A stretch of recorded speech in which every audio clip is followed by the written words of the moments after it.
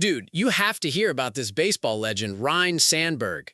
So this guy, Sandberg, right? He totally changed the whole vibe of Wrigley Field and the Cubs, making it this awesome spot for fans for ages.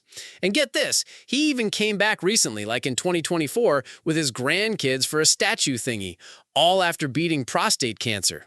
But then, bummer, the cancer came back. He was still keeping up with the Cubs, though, even when he was super sick, hoping to see Wrigley rockin' like it did back in '84. So back in the day, in '84, the Cubs were kind of overlooked, playing in this ballpark without lights, the OG Wrigley. But then Sandberg bursts onto the scene, and suddenly, bam, the Cubs are winning. And everyone's talking about him. He wasn't even supposed to be a big home run hitter, but he hit these two insane game-tying homers against the Cardinals' closer.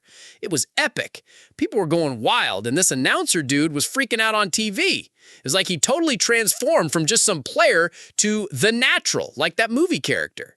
Even though the Cubs didn't win the World Series back then, Sandberg kept playing and got a ton of awards, like Gold Gloves and All-Star nods. He even got an MVP.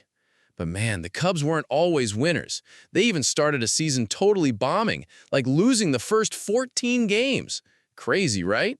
And get this, he even retired for a bit in '94, but then he came back. After his playing career, he totally wanted to be a manager, so he started from the bottom, coaching in the minor leagues. He worked his way up, and everyone thought he'd totally get to manage the Cubs, but nope. Someone else got the gig, and Sandberg ended up going back to the Phillies. But he eventually got his big league managing shot with the Phillies, and guess where he managed? Wrigley Field. It was kind of bittersweet, but he still got a huge ovation. Seriously, this guy made Wrigley Field cool again.